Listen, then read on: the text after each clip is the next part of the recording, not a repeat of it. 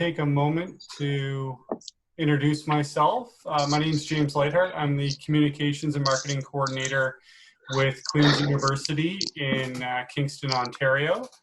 I oversee pretty much in the purview of my job, mostly everything that is not varsity related. So within our recreation department, I'm the Marcoms lead for them, as well as our customer service, our ticketing and member services, and our facilities, as well as overseeing our websites and our apps. And then I'm the fallback support for our sports information officer who handles all of the varsity side of Queen's athletics and recreation. I don't have an overly formal agenda for today, so I'm just going to kind of run through some stuff. I'd really like to take this opportunity to share in thoughts and ideas and see what we're doing kind of all individually throughout the COVID-19 pandemic. I'm going to start with a fun little poll. I'm kind of curious to see how Allison's going to answer this, but I'm going to launch the first poll, which is, what best describes your involvement in marketing and communication?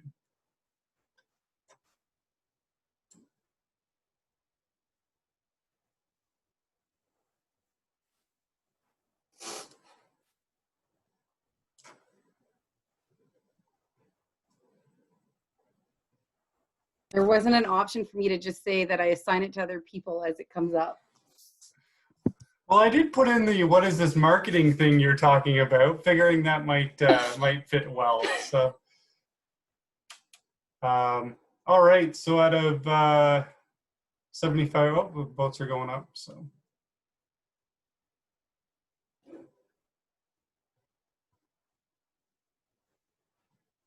All right, I'll just leave that for a couple more minutes or a couple more seconds, sorry.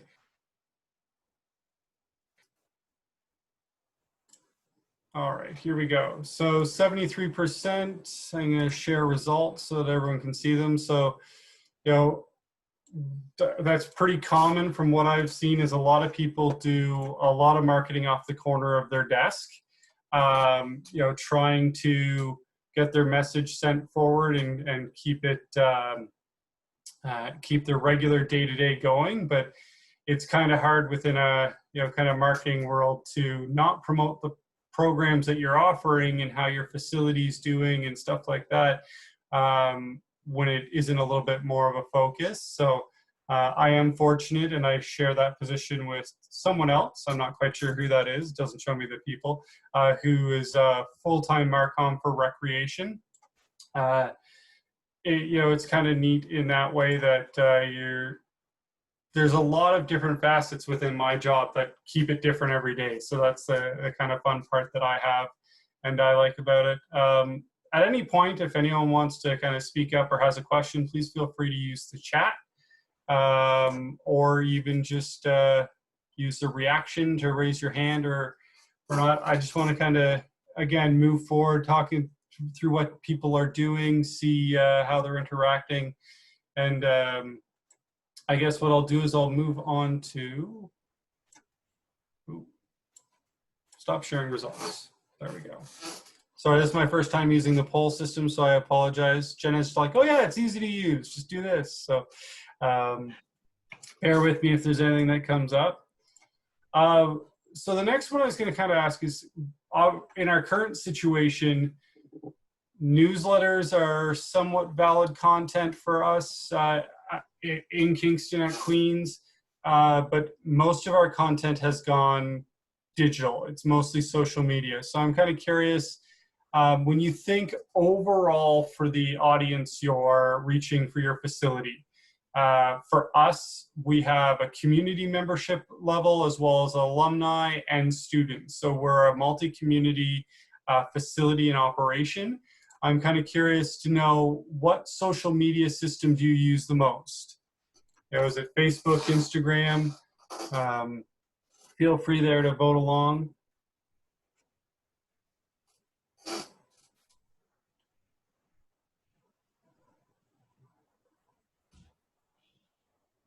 Instagram seems to be kind of leading the way as the top.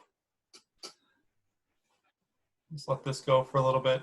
And kind of use that as a topic starter on what, does anyone have any kind of fun things that they've been doing with, you know, Instagram or their social media in the last, you know, kind of couple of months? One thing we've done at Queens is we've taken kind of all of our historic videos and rewatch it. We call them Gail's Rewatch every Wednesday and Sunday, and we've moved them on to Facebook Watch Party. This allows people to watch the video all together at the same time, but comment and share thoughts and stories, helping bring a connective community together on social media. So does anyone have any thoughts that they'd like to share on what they're doing in their at their building? And if so, you know, it'd be great to state who you are and where you're from. It's Allison from Regina. So one of the things one of my many roles is camps. And so one of the things we've done with our camps, possibly going virtual, is that we've created like tips, tricks, videos types of things. So we've worked with our athletics department. So we're releasing 3 videos a week, some from our summer sports school, which is like the general sports camp that I run, that has like arts and science activities. So they kind of try and cover different things every video. They'll pick one of those topics and do either an art or a science experiment or some physical activity. But then our Cougar camps as well have all had our Cougar athletes do some videos on like basketball dribbling techniques or soccer. We've done some football, and hockey has also contributed. So we have these videos going out a few a week. We're working on starting to get our aquatics staff to do videos as well. And we have seen probably more engagement with those videos than anything we've seen in our social media probably in the last year, which has been pretty exciting for me. But we have a Brett who's on the call and another student who've done a lot of like the editing and stuff like that. So the front and the back, and then they all are being hosted on our YouTube channel. And it's something we may actually look at continuing in the future, just as it's really has been such an engaging piece. So we're pretty excited about that one. Anyone else have something they'd like to share on what they're doing? On the same kind of thought with Allison, one thing we've done with our varsity department is we've developed our Gales at Home and Healthy series that we air videos and segments every day at 2 o'clock, and they're usually pre-recorded.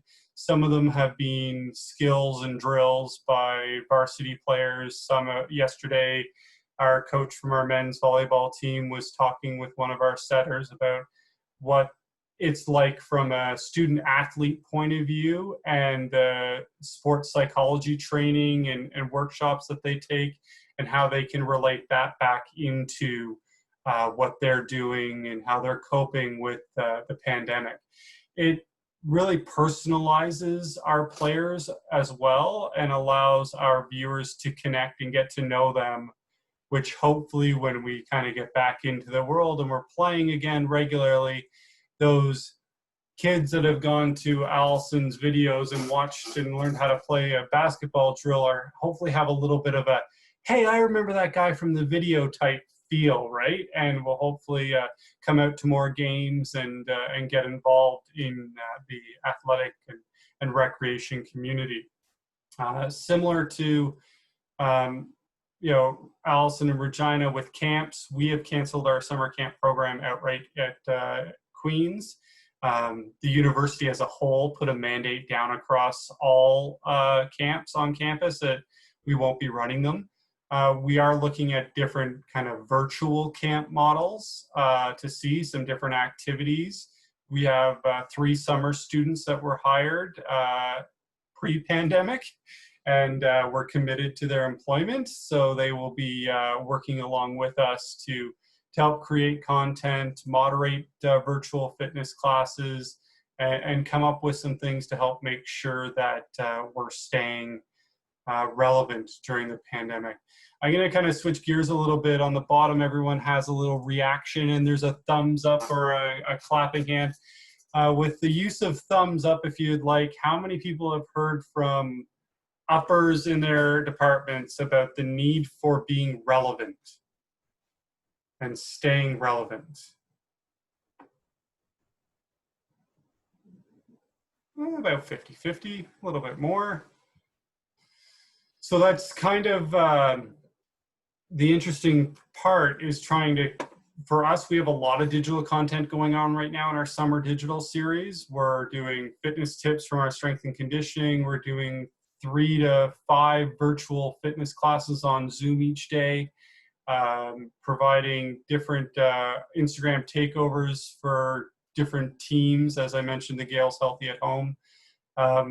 Is anyone else doing anything that they think would be cool to share that they've seen some great success with? It's Brian from the College of the Rockies in Cranbrook. We have a couple challenges that we're going to be doing on our Instagram page.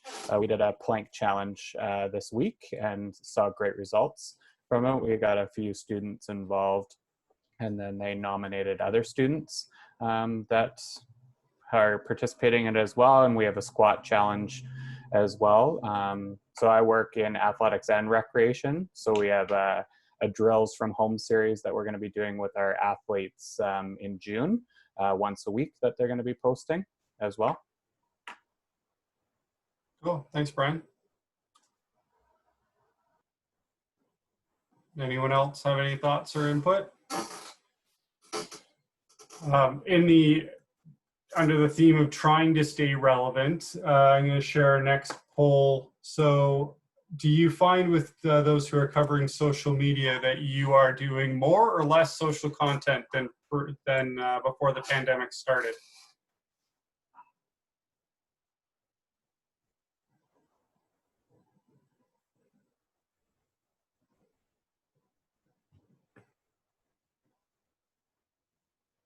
As the last few votes come in, it looks for the majority people are saying more, so 86% of people are saying more right now. And I'm wondering, just out of curiosity, if people are willing to open up their mics and share what some of the different programming tools that they're using. Are they scheduling those out? Are you hanging up by your devices and desktops a lot? For me, I use Hootsuite almost constantly, as I am scheduling across the Gales network right now, because our SI is on paternity leave, and the ARC Recreation Network, as well as our Junior Gales program. Is anyone using Hootsuite? Thumbs up, clapping, voices?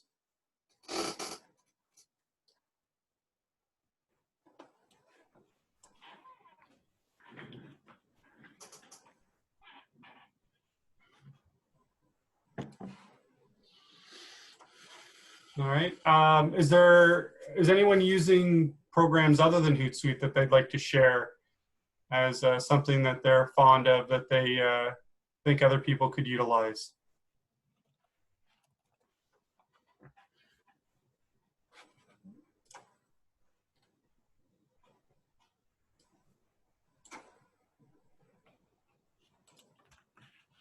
Chris, are you willing to tell us a little bit about your program?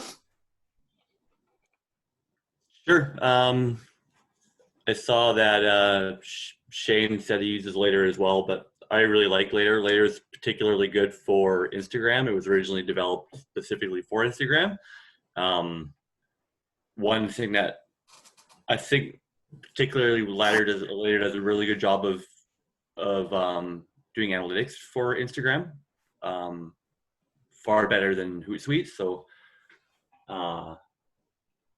the free version of it is good for one channel, so I use it just for Instagram. I use it to track analytics for just one program. The other thing it's good at is you can actually schedule carousel posts, which you can't do in Hootsuite. The only side effect of it is that it won't auto-publish. It'll auto-publish, but you'll get a notification on your phone. But it'll download everything, but you can actually schedule carousel posts, which I like. The other thing that's nice about Later is if your content's beyond the maximum threshold in terms of file size, it'll resize that stuff for you automatically instead of having to do it via Photoshop or Premiere or whatever, and then re-upload it, it'll just automatically do that. So it's got a bunch of those features built right into it. But yeah, particularly for Instagram, I love Later. I paid for it for about 6 months on my own through a side gig as well. But yeah, it's been really good for me. And by carousel, are you referring to like the stories feed or just? No, within the post. So regular Okay. post, you can have multiple images or an image video or whatever. They just have to be, the only thing to be mindful of that is whether you're doing squares or any other sort of dimensions. They have to be consistent. Well, they don't have to be consistent, but it helps. Okay. You measure its engagement, actual behavior change. Has anyone found a stories publisher that works well for them? Because other than rolling over at 6:30 in the morning to grab the graphic off my phone and throw it up on the stories page, it's kind of the best angle I've been able to find, and it's not the best. So Later it'll do stories as well, but like you said, it doesn't auto publish them. It'll send a notification to your phone, so at least you're not having to do all the work. It'll give you the content and give you the copy, but you still have to manually publish it. Unfortunately, I haven't found anything that auto publishes stories, so I'd be super keen to hear if anyone has.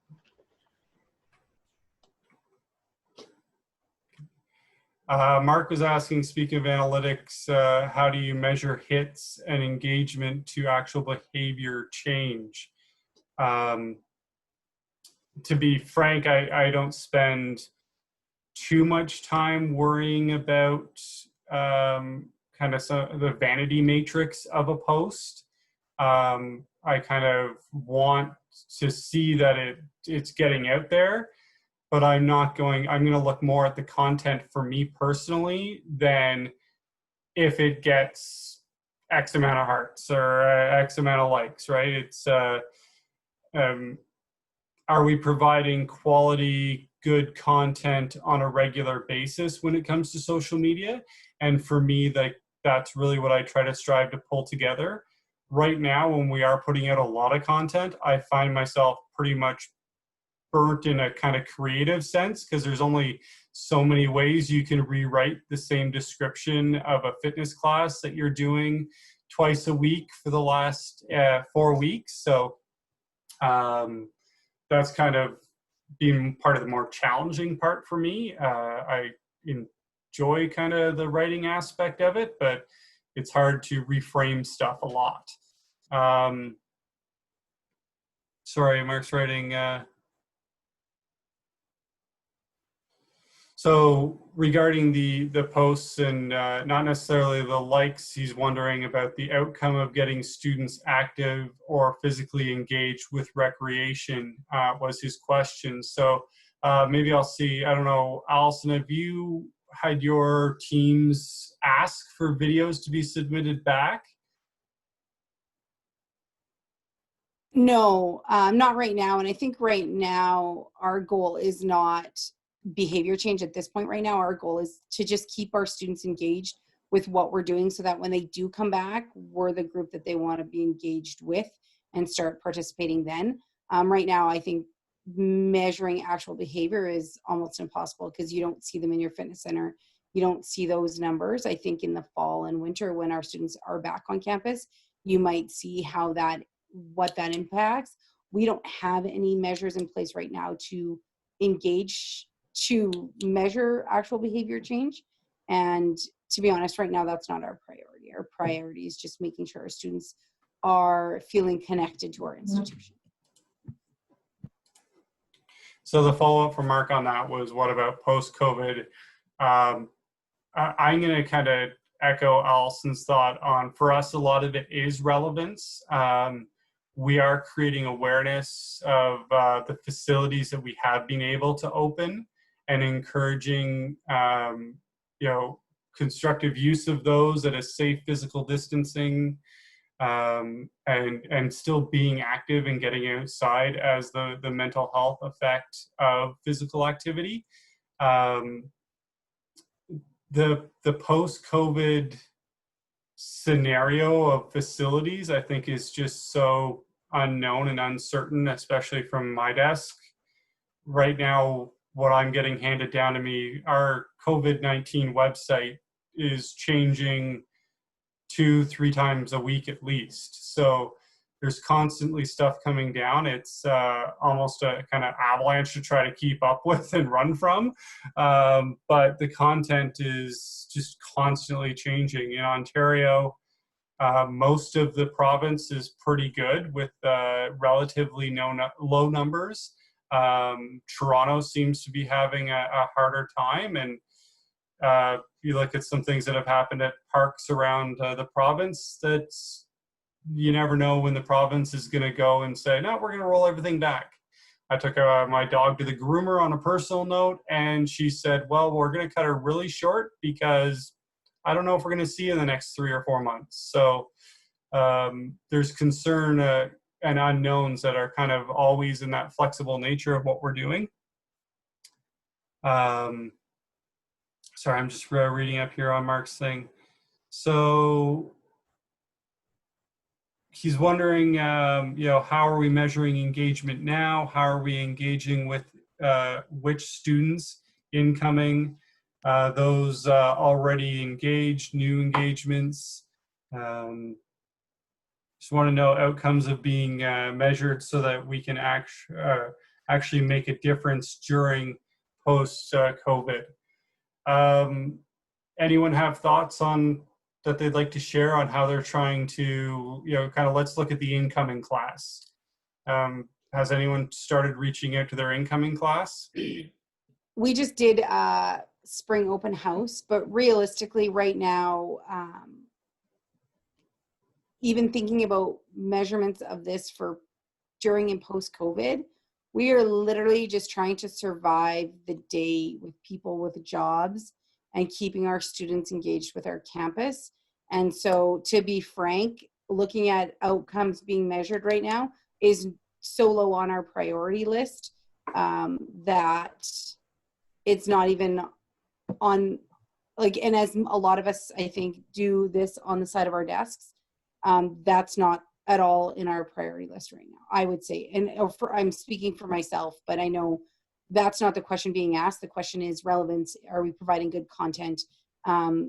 That's something we'll deal with later in the future, but right now, and obviously we're not planning for it right now. We're just waiting for reopening and those kinds of things. So thinking about those measurements currently is not even on our radar. And that might be naive of us, and I'm okay with that right now. Yeah, so kind of on the reopening angle, I know I've been working with our facilities team on what our facility could look like. We launched Fusion basically a week before we had to shut everything down, or 2 weeks before. So refund communication was fun. I'll just put that there, with 2 different systems and different ways of paying. But now that we're in Fusion, Fusion has a administrative tool that they have in their system that allows people to pre-register for facility check-ins. That if you are using Fusion and your facility person hasn't looked into that, highly recommend it, because I think when we do go to reopening our facility, that will be one of our main messages that we'll be pushing. Our facility manager has already gone through on AutoCAD and kind of laid out a 6 square foot around all the different types of pieces of equipment to see kind of what we can and cannot operate. Our cardio zone has 41 treadmills in it, so that gives us a little bit of option to close some down and move some people around. Our spin studio, though, we have 23 bikes, and once you do that buffering system, we can run 4 of them. So our spin studio will probably be getting relocated. And again, that will be part of a communication strategy on getting people into our building, telling them where to go. It's all those fun things that when you start moving stuff around, all of a sudden your wayfinding signage is out of date. All of a sudden your safety messaging needs to be updated. Show of hands, has anyone started working with their facility department or legal department on updated waivers and messaging around health and safety aspects, both from a member standpoint or an employee standpoint? You want to use the reactions, thumbs up, hands, whatever?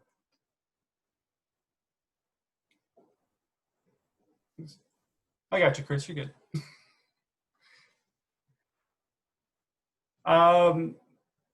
So yeah, it's one of those things that it's really hard to work on comms plans when they're constantly changing and evolving, and things are being tweaked out. Jenna mentioned on a call the other day that she kind of wants to just sit and wait for everything to happen and then stress and panic and work all hours of days and night trying to pull it together, because it feels like you're kind of spinning your tires in mud right now, not going anywhere. I see Peter nodding his head as well, that it's kind of a shared sentiment. Shane asked for everyone who's covering the costs and the new signs, etc., with facilities. We have put together a bunch of new signage. We had to do a whole bunch for field close. Those are actually handled by myself. I kind of handle the graphic side of that and then send them off to the printer. But I think in a case like that, it's going to be a budget line that's going to be dealt with at a later time. I know there's lots of stuff right now that we're not moving forward on in internal expenditures and projects. The great thing that has happened is our facility at Queens has never looked better and never looked cleaner, because we finally got all those nooks and crannies clean, and our facilities team has been hard at work doing May maintenance, which is usually a big part of my comms plan in May. We close for 2 weeks, some areas for 3, and just overhaul certain areas, rearrange equipment. So that got all sidetracked, but they were still able to get that work done. So to kind of go back to Mark's comment and question earlier, utilizing some of those photos at a later time on social media when we start reopening, we'll be highlighting some of those things that we've done in the facility, changes that we've made, project that's being done on like repainting the lines in the pool and stuff like that, that will allow our members to remember what our facility looks like on the inside, but also know some new things that are coming and what to expect when they get into the facility. Wondering if people have any other thoughts or questions that they'd like to bring up. Just in regards to Shane's question, some of that will be going to, it'll be covered by the university. They basically we are calling the COVID account. And so some of those expenses, anything centrally like that, will go through that account.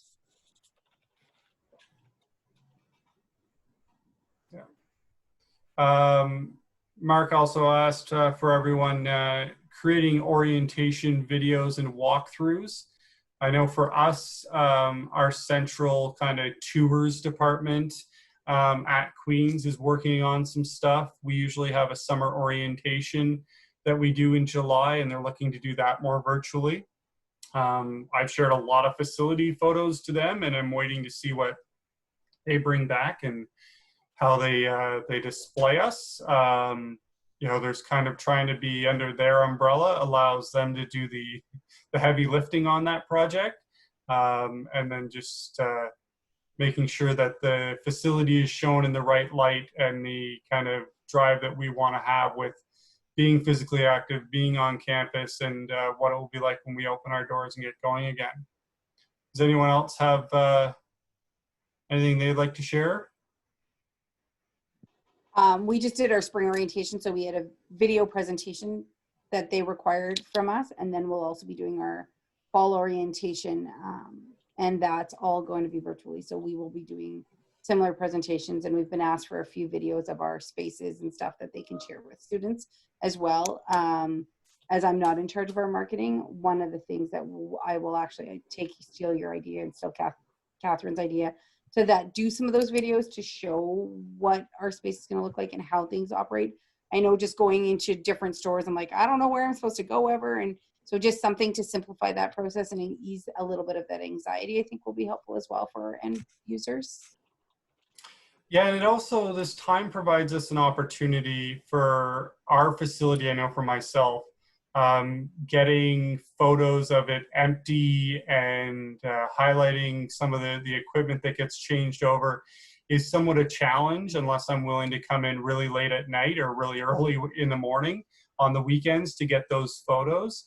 So before we reopen, once things are kind of all set in what they're doing, I plan on going into our facility and getting updated photos of all the different rooms. And once we have directional signage and you know, those kind of enter through this door, exit through this door type scenarios worked out, then highlighting those as well.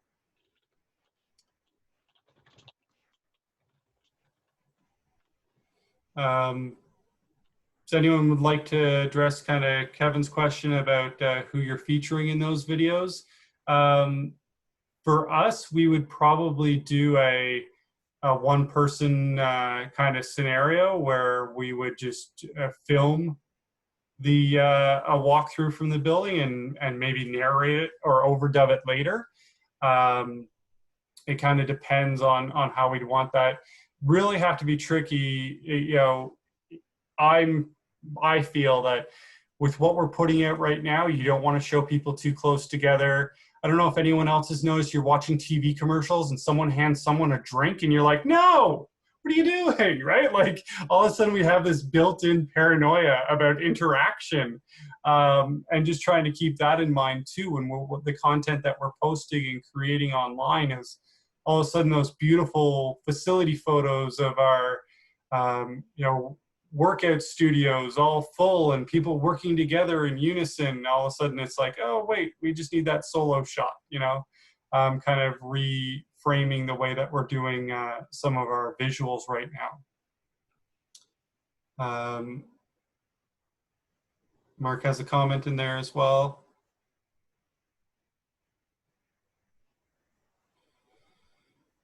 Speaking about videos, are there, you know, lots of different tools and that people can use to create content in videos? Are there any fun ones that people are using? Nice little collage tools. I like using Animoto.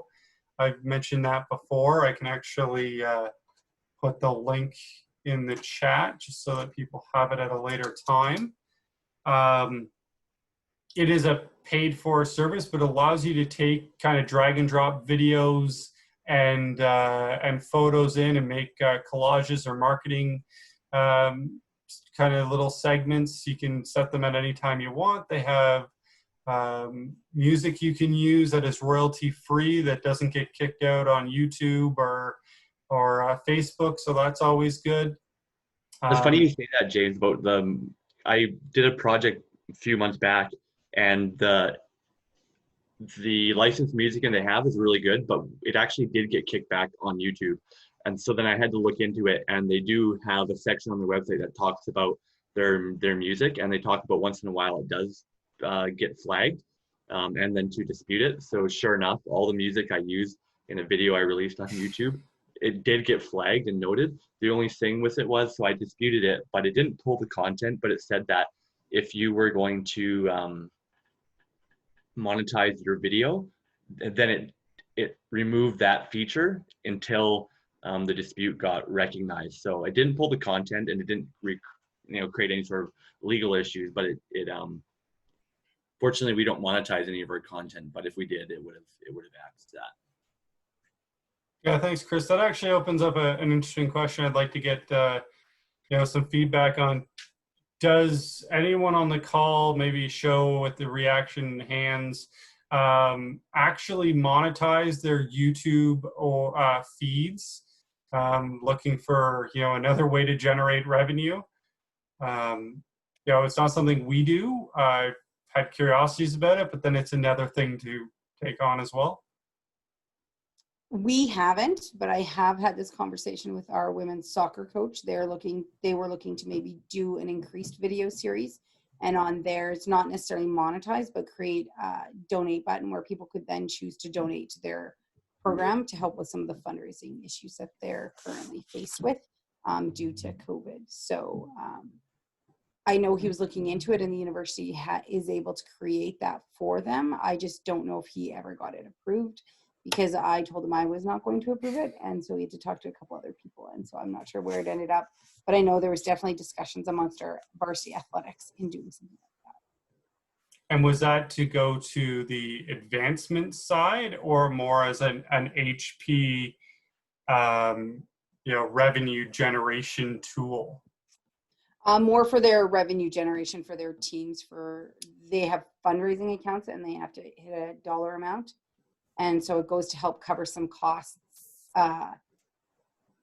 extra. So like if the kids want extra kit or whatever, it may cover some of those costs, or exhibition play, that kind of thing, depending on the year. And so some of our teams will do trips to like Japan, or I think hockey went to Sweden one year, and so to help cover some costs that they aren't necessarily covered as part of their program, and so that's where they would have been submitting those costs, that revenue to. Okay, cool.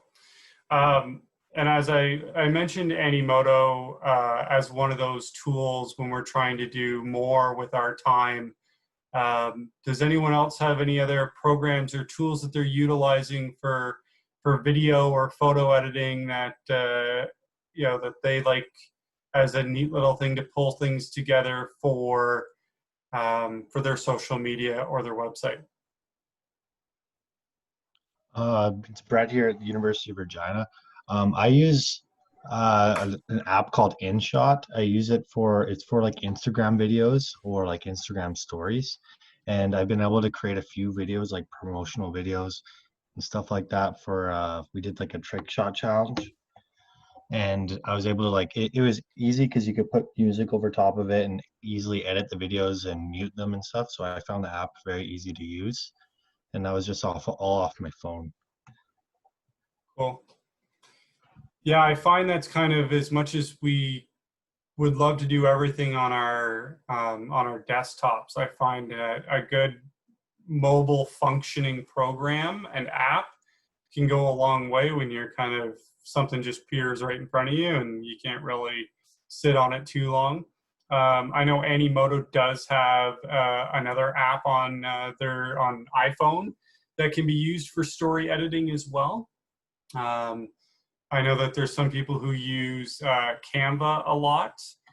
We had our graphic designer go through, and it's a little bit of a kind of think around when you're trying to explain how to do it, but he built a whole bunch of templates in PowerPoint that we could give to our varsity athletes and our teams to create on-brand content, but still allow them to put in their own blurbs and put in and layer their graphics and their photos, where we still have branding on top, and then they export it as a PNG or a JPEG. And then they can upload it to their channel. One thing we're really working on right now is trying to get all of our varsity teams to really kind of pull the line on our main central athletics and recreation brand, and trying to make sure that they're not using old, outdated imaging. A couple of years ago, we switched over from Adidas to Nike. So just kind of being cognizant of, hey, you're doing an interview, look at the shirt you're wearing before you put it on. You know, some of those fun things like that. It's all part of the overall project, but it does help. Kevin asked about closed captioning videos for Instagram, which is a good question. I know YouTube automatically will do it for you. Facebook now does it as well. When you're uploading a video, you can actually set it to auto-generate closed captioning. So it does need some massaging, and it's actually, the Facebook tool is pretty cool in the way that it puts it out and allows you to kind of go in there and change things based on that kind of screenshot. We really try to keep an eye on accessibility of our content and really watching for what our colors are and how they're fitting on backgrounds, and how, visual, but also audible with closed caption. Does anyone have a trick for closed captioning on IGTV? Is there one? Anyone really good at closed captioning who wants to start a company that can do it, and we can all, NIRSA can just share videos with you?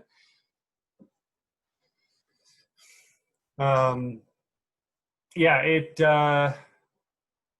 is hard to try to keep that, try to be on the most relevant platform, but still try to meet the accessible standards that your campus holds. Similar to videos that are uploaded to Twitter, we don't really have that option as well, and that's why I usually pull in a YouTube link that has that functionality turned on. But yeah. Oh, so there's Brett shared the link for InShot. Another thing with Instagram too, not sure how many people are doing it, but with Instagram not allowing links on your posts, or you can put them in there, they just don't hyperlink. Something in your bio and that kind of link in bio scenario. We use a site called campsite.bio, which allows you to have a whole bunch of different links to one branded campsite.bio/Queen's Gales or Queen's Arc, for example. So that's a neat little tool that you can build in there and still allow people to connect back to that content. Yeah, so pretty much runs through most of what I kind of had on the list. Open for other conversations or thoughts as we're talking about social media. Would really appreciate you going over to the NIRSA social media accounts, NIRSA Canada, and liking any of them and following along for information and things we have going on. Thank you to everyone who's filled out the Google Doc. Is there anything anyone would like to table? I have a question for, I just wonder what, oh, sorry, Allie just posted something in the chat. Anyone having challenges running out of photos for their content? Yes. I believe we are, right, Brett? Yep. I take a lot of time just looking and searching for photos each day. It's a challenge. Yeah, one thing we did with our summer digital series is we went away from an actual photo and I designed a graphic that was the summer digital series, and then have different kind of footers on each graphic depending on what that theme and topic is. So it's pulling it all back together under the one marketing initiative without us having to rely too much on photos. As you see behind me, we did do a series of Zoom backgrounds. This is one of our ones for recreation. I think it was Kevin who was actually joking around with me the first time I did this, but we did one from cross country, one of our stadium. So we did a variety of photos like that that allows our teams to share it out and still remain kind of focused in it about them a little bit. Virtual backgrounds on these calls are kind of becoming the fun thing to do. It allows it to have a little bit of personality without maybe seeing someone's window behind them, or kids running around crazy in my case, whatever it is for you.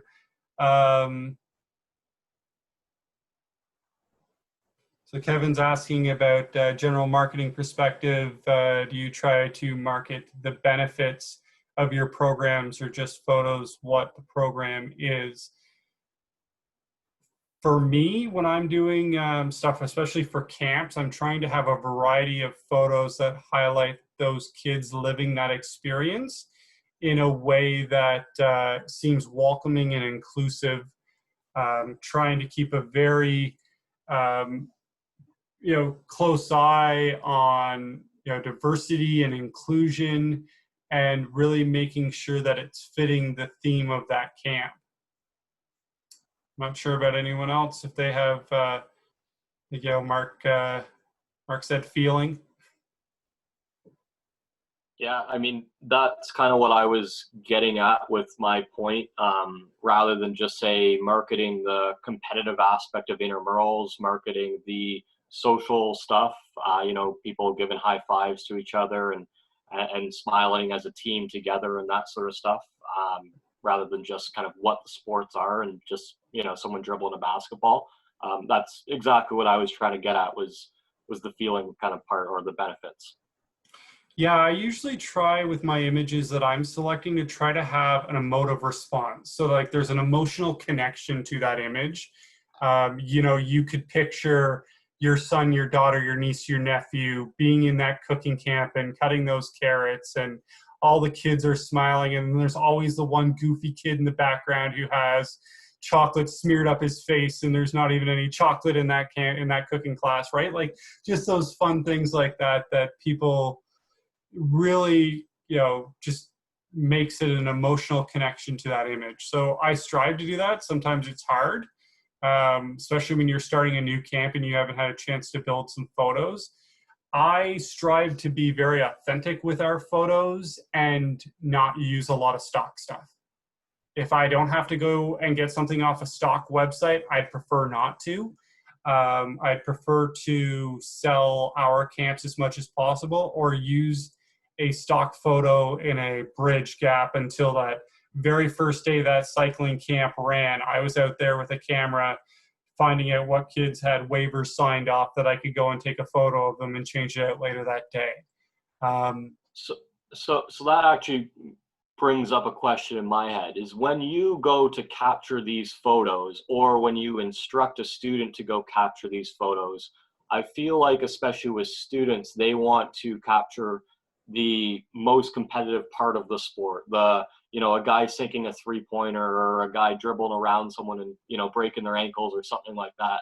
Whereas those aren't necessarily the photos that you always want for marketing. And so how do you either communicate that to a young marketing student who's just trying to get the, you know, the really competitive shots, that you need some of these kind of sense of community type photos?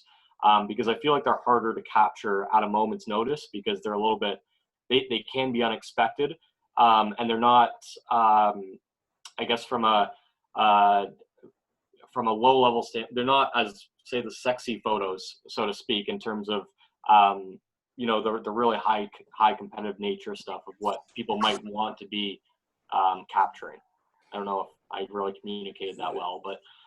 Yeah, for us, we try to make sure that our photographers, be it at one of our football games or if it's one of our student staff going out, are getting a variety of photos. So yeah, we want to have those kind of fun, I know, basketball, break your ankle deeks, but we also want to have personality. We want to try to get some personality, and sometimes even instructing them to do a little bit of a kind of wide out photo without any general focus spot. If it's a high enough resolution, it will allow you to crop in that image and use it in different ways, where you might be able to find those kind of two people chumming up kind of shoulder to shoulder and just kind of giggling that about a play that helps add that personality to it. Jen, did you have something you wanted to share? Yeah, I was just going to say, so we have a lot of photographers, and what we do is we kind of give them a list of, like a little checklist of things that they should be capturing. And then we tell them, you can get pictures of, you know, the shots, the benches, whatever you like, but here are the things that we really need to build up, and these are the things that we're going to be sharing and posting. So if you want your photography shared, these are the things you need to capture. Yeah. Thanks, Jen. Yeah, shot lists are definitely a great go-to, especially for football for us, because it is very easy to pay attention to the play on the court or on the field.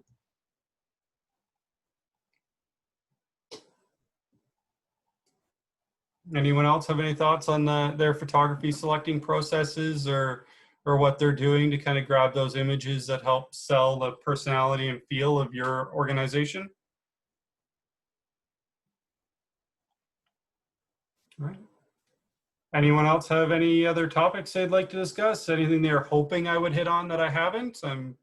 I just have a question for people who use, like, so they've merged all of our social media into one account. So we have children's programs, intramurals, community programs, senior programs, all under one account. Has anybody else done that? And if you have, how are you combating? Like, the issue we're having right now is that our camp parents never made that transition. So we had an old summer sports school page that is now, we're now reactivating this summer, especially during COVID. Has anybody else made that move? And if so, any tips? Because I don't think it's working for us and nobody wants to hear that. For us, I try very hard to discourage any of our departments going off and making their own accounts off of the ARC brand. Because our facility, Queen's ARC, is the main one that we're always pushing. I would rather them curate content that's creative from their own point of view that we share out on that channel that has the larger reach and the larger exposure. But it's always been the main channel first mentality for us. It does get hard when you have multiple channels and trying to manage all of those different feeds and different audiences. For Allison, for yourself, I think if you had a built-in channel with a lot of kind of focused audience already, I would discourage disconnecting it. It's more work to have to try to rebuild it. I don't think people sign on to social media networks the same way they did 5 years ago, right? Where everyone would just like everything and follow everything. Now people are very, very selective on the social media networks they follow, and you got to prove to them why they should be following you. So for us, it's, a kind of everything to everyone style communication channel.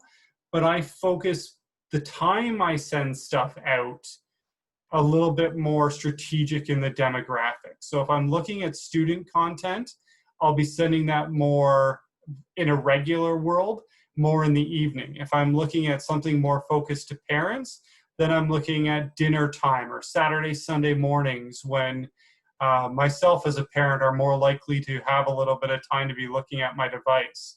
That's kind of the way you can play with a one stream system and kind of move your targets around. That's mine, but I don't know if anyone else has anything to share. Jen has her hand up. I don't know if she means to speak or not. Go ahead, Peter. James, as you touched on that, just going through any social course or resource, they talk about trial and error, just we've seen parents late in the night, whatever, during the day. But has anybody found anything that has done some research or like gone through that tells you when? Like, is there something out there from people that, like some of these marketing companies that have done it? Has anybody found anything? I collect a lot of stats. Mm-hmm. I don't have a lot of time to analyze them. Exactly. Right, like all of my social media planning calendars, I have a stats column on them, but it's taking the time to go back and download the analytics report from Facebook or Twitter and input them. That's where I don't like paying attention to vanity metrics, but they do kind of lead you to what's successful. Yeah. Because you want to try and find the best thing that you do, like if things work well at 8 o'clock at night, you continue to do it. Yeah. Yeah. It is, there's a lot of trial and error, and I go to a lot of webinars and watch a lot of videos on people who say that you should only post at this time and do this and this, but I think that human nature evolves so much and people change their kind of what they're doing, that the minute you make that decision and you post it on social media, it changes. So I kind of come from the school of learning of frequency works better for me, or I like frequency more, so maybe I feel it works better. But I try to make sure that message that's going out is going out a couple of different times a week at different times, hoping to catch as much overlap of that key audience as I want them to get. Yeah. And it's only like social media is only one part of the entire mix. Yeah. You know, really leaning on the newsletters and that as well. Local ads. One thing we've done is we have a radio partner in town. We've taken the commercials that we'd normally be running for our summer camp program and push those people to inviting our community members to take part in our summer digital series, which is free online virtual content. You know, hopefully introducing them to different types and parts of our Queens community and what's happening with athletics and recreation that they may want to continue with. Yeah. Anyone else have anything they'd like to chat? We're kind of running low on time here and want to be aware of that. But there's a list of emails there on that Google Doc. If everyone's had a chance, feel free to scoop some if you'd like and reach out. Let's work together and kind of find ways to evolve marketing for recreation across the country. And, you know, thank you all